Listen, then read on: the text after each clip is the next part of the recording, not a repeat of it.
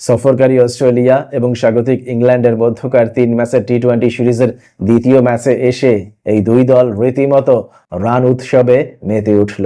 আজকে এই সিরিজের দ্বিতীয় টি-20 ম্যাচে এসে এই দুই দল সর্বসাকুল্যে 387 রান করতে সক্ষম হলো এবং শেষ পর্যন্ত রান উৎসবের এই ম্যাচে ইংল্যান্ড অস্ট্রেলিয়াকে 3 উইকেটের ব্যবধানে পরাজিত করলো এবং আজকের এই জয়ের মধ্য দিয়ে 3 ম্যাচের এই সিরিজে একে সমতা নিয়ে এলো ইংল্যান্ড।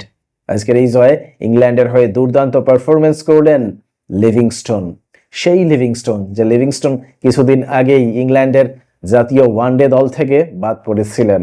মজার বিষয় হচ্ছে আজকের এই ম্যাচে যে ধরনের অলরাউন্ড নৈপুণ্য প্রদর্শন করলেন এই অলরাউন্ডার, তাতে করে খুব দ্রুততম সময়ের মধ্যেই আবারও ইংল্যান্ড জাতীয় দলের হয়ে ওয়ানডে ক্রিকেটে মাঠ মাতাবেন এই অলরাউন্ডার, একথা নিশ্চিতভাবেই বলা যায়।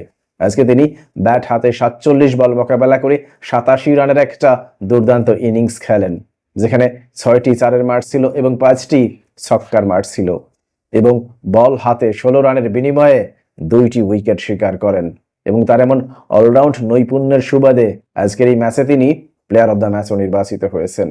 আমরা যদি আজকের এই ঘটনাবহুল ম্যাচের দিকে তাকাই তাহলে দেখতে পাই আজকের এই ম্যাচের শুরুতেই টসে জয়ী হয়েছিল ইংল্যান্ড এবং টসে জয়ী হওয়ার পর তারা অস্ট্রেলিয়াকে ব্যাটিংয়ের আমন্ত্রণ জানায় এবং ব্যাটিং করতে নামার পর অস্ট্রেলিয়াও কিন্তু খুব ভালো একটা সূচনা পেয়েছিল, কারণ তাদের দুই উদ্বোধনী ব্যাটার ম্যাথিউ শর্ট এবং ট্রাভিস হেড উদ্বোধনী জুটিতেই 26 বল মোকাবেলা করে 52 রানের একটা কার্যকর পার্টনারশিপ গড়ে তুলেছিলেন। পরবর্তীতে এই পার্টনারশিপের উপর দাঁড়িয়ে আক্রমণাত্মক ব্যাটিং করেন জ্যাক ফ্রেজার ম্যাগার্ক এবং জশ ইংলিশ, যে কারণে নির্ধারিত 20 ওভার শেষে 6 উইকেটের বিনিময়ে 193 রানের একটা পর্বতসম ইনিংস দাঁড় করাতে সক্ষম হয়েছিল অস্ট্রেলিয়া। আজকে অস্ট্রেলিয়ার পক্ষে জ্যাক ফ্রেজার ম্যাগার্ক 31 বল মোকাবেলা করে 50 রানের একটা দুর্দান্ত ইনিংস খেলেন, যেখানে 4টি 4-এর মার ছিল এবং 2টি ছক্কার মার ছিল। অন্যদিকে জশ ইংলিশ 26 বল মোকাবেলা করে 42 রান করেন, যেখানে 5টি 4-এর মার ছিল এবং 1টি ছক্কার মার ছিল।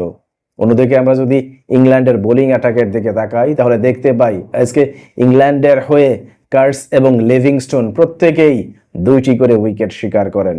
এর বাইরে স্যাম কারেন এবং আদিল রশিদ প্রত্যেকে 1টি করে উইকেট শিকার করেন।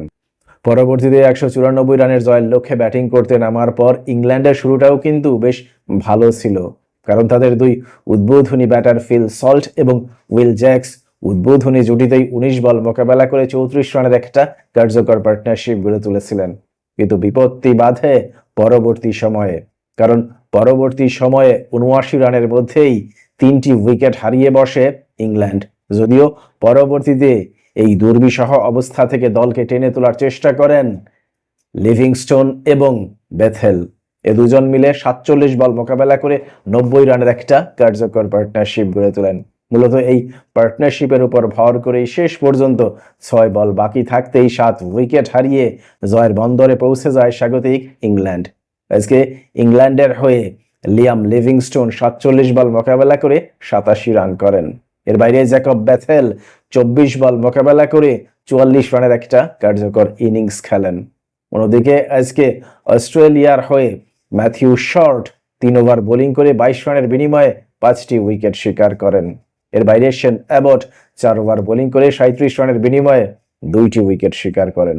প্রিয় দর্শক, আজকে যেমনি ভাবে দুর্দান্ত এই জয়ের মধ্য দিয়ে 3 ম্যাচের এই সিরিজ একে সমতায় নিয়ে এলো ইংল্যান্ড, তাতে করে ইংল্যান্ডের এই দুর্দান্ত জয় নিয়ে আপনার কোনো মন্তব্য কিংবা মতামত থাকলে অবশ্যই তা কমেন্ট বক্সে লিখে জানান। ভালো থাকবেন সবাই, আল্লাহ হাফিজ।